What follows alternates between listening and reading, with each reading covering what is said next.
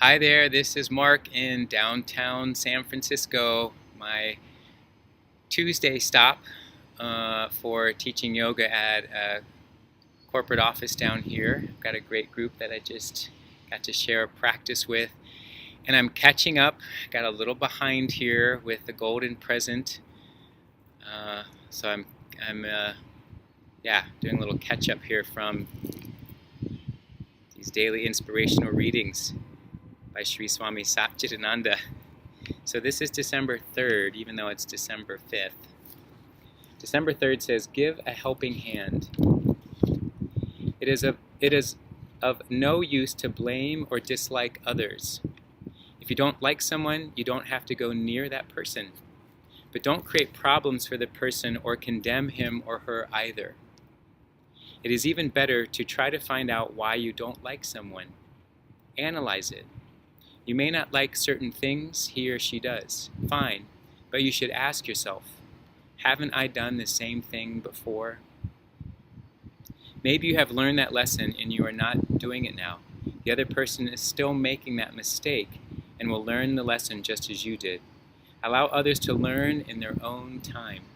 Have compassion and understanding. When you think in this way, you stop disliking the person. You may even be able to help the person. But if you cannot, allow that one to take his or her own time to learn and grow. We are not all at the same level. With the proper understanding, you will not have any difficulty in liking everyone. If you dislike someone, it's your mistake because you lack understanding. That person might be a terrible sinner who made a lot of mistakes, but your dislike is also a mistake.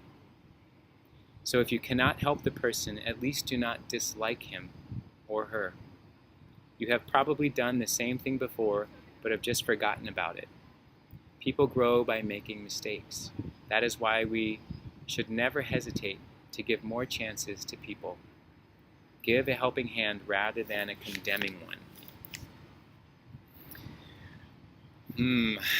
Well, I can think about how this is useful with our peers, and maybe even to people we see on the streets or people we see in our day-to-day lives, how to practice this concept here of giving a helping hand rather than a condemning hand. How can we recognize our own humanity is what I get out of this. Sometimes I'll start to judge if I see somebody cut somebody off, or if I see somebody running ahead and going right in front of somebody, not being aware that their action maybe just kind of cut somebody off. And then I think about, I'm sure I've actually done that.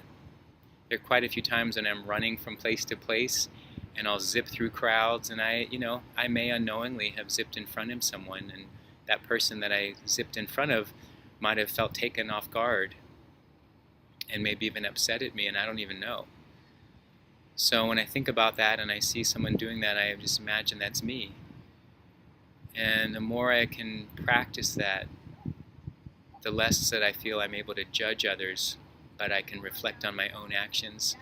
I like that idea that, when we get triggered by something on the outside that we're seeing in someone else, or that we decide to want to judge someone else, can we first look at our own life and see, what does that remind me of? Why am I triggered, and is it bringing up something in my own life that I've either worked through and had a hard lesson maybe around it, or that I'm still working through, or even more challenging, that I may not even be aware is something I need to work on.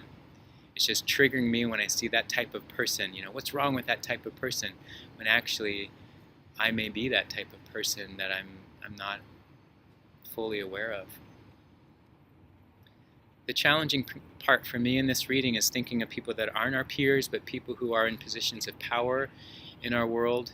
If they're making mistakes, or if I feel like they are doing things that are causing harm, to have the faith and trust that they're going to, learn their lesson, and to step back and to try to practice this, have compassion and understanding. I do believe that's still the path here. That's still the path here to help us move forward. But I would just say I feel like it can be challenging because there is an expectation that that person has already worked hard in their life. They've already worked through a lot of these obstacles and have found and learned the lessons that are needed for them to be in that high place.